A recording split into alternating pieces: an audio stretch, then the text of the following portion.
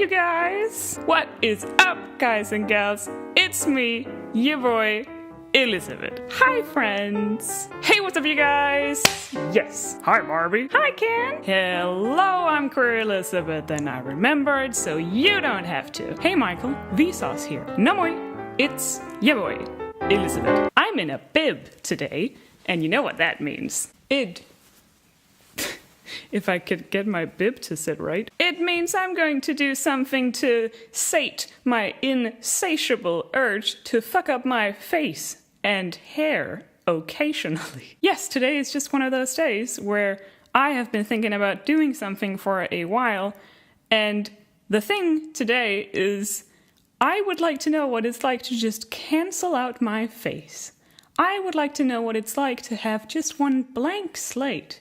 Just one smooth surface. So my goal is to cover my face in as many thin layers of liquid latex as I possibly can, and then put some foundation on it. See what happens. We don't know what's gonna happen. Probably something freaky. I just want to know what it's like to have no wrinkles, no crow's feet, no nothing, no expressions, just a face. And as always, I am fully inspired by Star Trek to make a video. It's been a while since I've made a video that isn't about Star Trek, and I'm not stopping. It's still gonna be about Star Trek. Because what has happened since last time is that I have started watching a lot of Deep Space Nine, and it is amazing. So let me just, fucking get into it. This is just gonna be a video of me having some me time and putting some liquid latex on my face. I have my palette, which is a glue bead pride flag that I have put my liquid latex on, and I'm just gonna fucking dip into it and start. I should have a mirror for this, I now realize. I don't want to look bougie, but this is the biggest mirror I have for this occasion, so already I can feel like this is gonna be a little tough to... Oh, look at that. You seeing that? There's like little stringies coming off already. And it's not even dry, and it's already starting to fuck with me. Oh no, it's in my hair. It took me 30 seconds and it's in my hair. Maybe applying this with my fingers isn't the best idea, but oh wow, that stings my eye. Why does that sting my eye? Oh, I'm complaining so much right now. I'm not like a real beauty guru right now. Liquid latex, if you don't know, it has... Oh my god, my bib is falling off. You know what? I'm not gonna bother with this bib. It's just gonna be in the fucking way. If you haven't worked with liquid latex, you won't know that it has a weird smell. It's hard to define. Some people think it smells a little poopy, and I can see why. I've just started trying to grow my eyebrows in a little better after I took them off again. Now I'm trying to grow about half of them, and I'm guessing... Oh my god, look. Oh Jesus. This is going horribly. I'm guessing this is going to punish my eyebrows more than I already do. It's BDSM for your eyebrows. We're gonna have to try and not keep fucking it up. So I'm just gonna let it dry, and while it's drying I can talk about Star Trek some more, as I always do. Yeah, but anyway, I've gotten really into Deep Space Nine because it's just everything I want from Star Trek. It's got all of the things that make Star Trek great. I also just really like that the dynamic is so different from other Star Trek series. For one, it's not on a ship anymore. We are not riding around on a trek through space on a ship. We're on a space station. So instead of going out to the adventures, we let the adventures come to us. I kind of like that. I actually kind of like it. Especially because the Deep Space Nine station kind of gets a more homely feel. It kind of feels more like a street where everyone has their houses and their shops. I don't know, yeah, it's different. And I like it. It really tries harder to be more fun than to be just way too depressing and way too dark. It sure is boring around here. Oh, I can finally peel this off. Trekkin across the universe. Oh no. Oh, this video just gonna have so many camera angles. I thought I had it figured out by now, but I don't. What was I talking about? Star trekking across the universe. I was supposed to be talking about Star Trek. I got sidetracked, like all hell. I was supposed to be talking about the things I like about Deep Space Nine. First of all, the reason I'm doing this video is all because of Odo, the security chief. It's Odo, Odo, everybody. It's Odo, everybody. He has quickly become like my favorite character on the show. And the reason I'm doing this to myself is because he, interestingly, has this weirdly smooth face. He has a humanoid shape, but he's not human passing. And that's what I find very interesting about him, because Odo is a shapeshifter. He tries to look human, but he's just not very good at faces. And that's just so interesting to me. Like, so Odo can shapeshift into many things. Like, he can shapeshift into a rat, he can shapeshift into a drinks table, but he can't do a convincing face, even though that's what he is wearing basically every day of his life on the station. I find that just very interesting, to have a character who tries to look as humanoid as possible. Oh no, don't! No, yeah, I find him very interesting, especially because, like, every single time someone asks me, if you had a superpower, what kind of superpower would you have? And I'm always 100% guarantee gonna tell you shapeshifting, because I wish I could shapeshift. If I was a shapeshifter, I would train every single day to do all kinds of crazy shit. And actually, Odo also did that. I mean, he opens up about, like, his past, because Odo is the only one of his kind that he knows of. Like, he was a shapeless blob that these scientists found, and they took him in and they trained him to be able to shapeshift into things. And they used him as kind of a circus animal, which is his, like, tragic backstory, that he was paraded around and told to, like, Odo, be a chair, and then he'll turn into a chair. Despite the fact that he's a shapeshifter and he could be doing literally anything, but he chooses to be chief of security on a dingy space station. I just love it. I really like episodes that involve Odo in some way, shape, or form.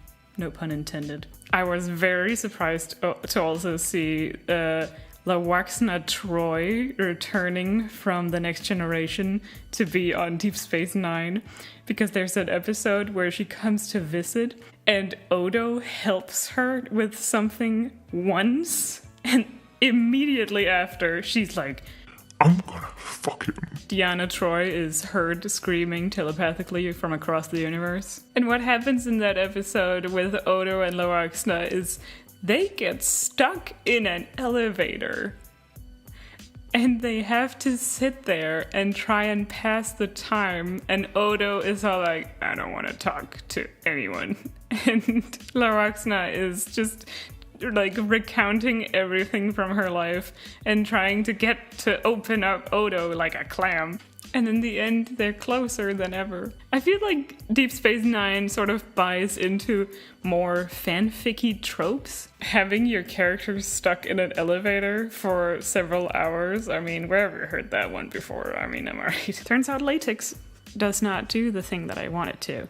Latex is very hard to lay down on a very smooth surface when the surface area is that large. Time for a third layer.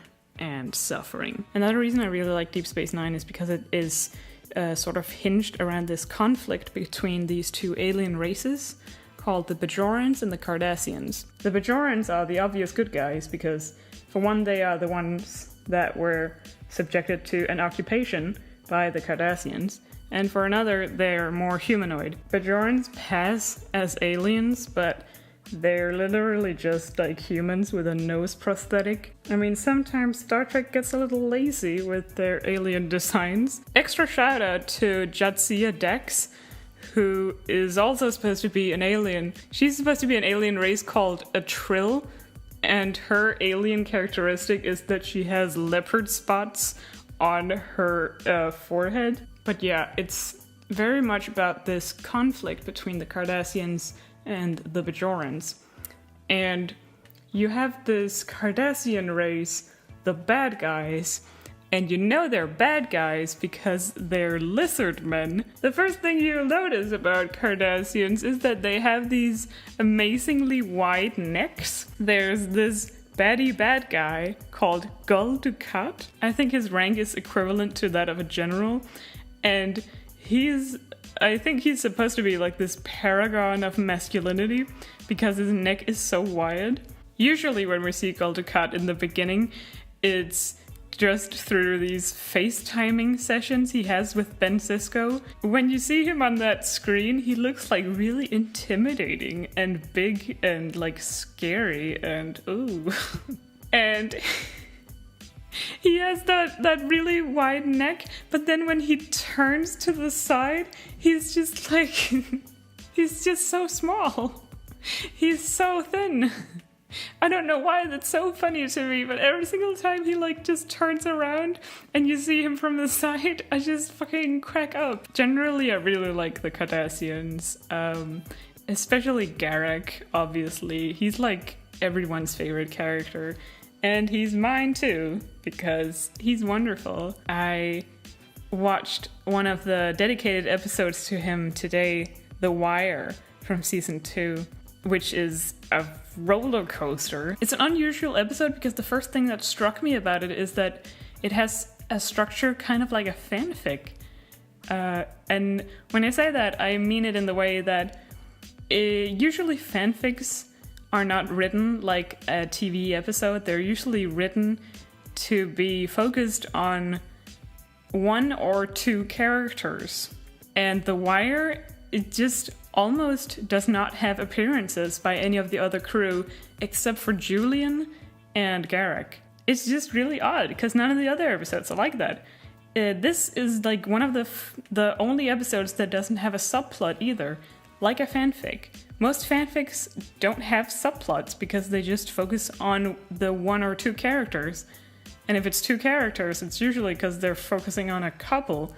And that's also the vibe that I'm just getting from this episode. Like, the entire episode is just like Julian worrying about Garak. And it's it. No, but like, yeah, I really like the character of Garak. I like the mystery surrounding him. I like that in The Wire, he tells 3 stories that are all lies. Maybe, maybe not. We'll never know. Or will we? I mean, I haven't watched all of Deep Space Nine, so I'll probably figure it out. And I love that Garak always has this expression of looking like some kind of an amused bird. He's always going like... There's Klingons on the starboard bow, starboard bow, starboard bow. Can we talk about why Odo is always fantasizing about putting Quark in jail? There's an episode where things that are in the imaginations of the people aboard the station come to life, and Odo's fantasy is Quark in jail. He couldn't think of anything else. All he wants in life is to put Quark in jail.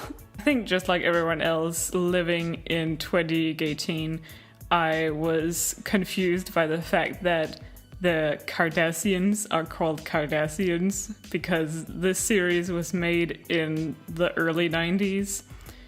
So, you know, the Kardashians were not a thing back then. But now, in hindsight, there's a lot of Kardashian jokes. And you will see many, keeping up with the Cardassians posts. Really, I just want to see Keeping Up with the Cardassians with Gul Dukat and Garak doing dumb shit. You know that gif of Kim Kardashian where she's got a handbag and she's just beating the shit out of, like, Chloe, I think? I don't know.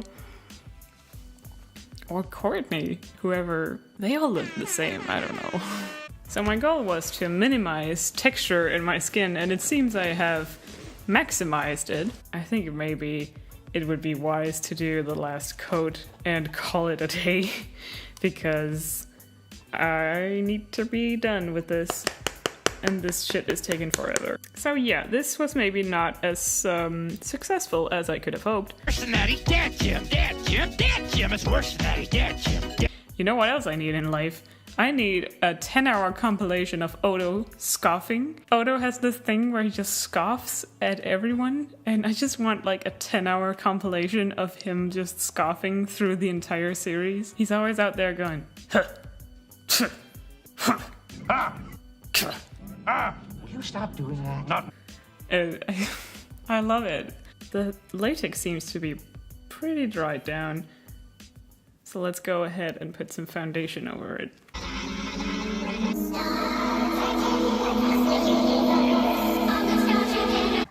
This was a foolish idea. There you have it. A second skin. All of my own. My experience, I have now learned that do not do this. It's not what you want. It's certainly not what I wanted, which was a smooth layer of skin atop of my skin. This just does not work. Don't attempt it unless you want to look exactly like this. In which case, good on you. Someday I'll learn how to do the thing that I wanted to. Today was not that day. So I'm gonna call it here with the video. Someday I'll learn how to cancel out my face. And that will be a great day where I can truly shapeshift into the new me.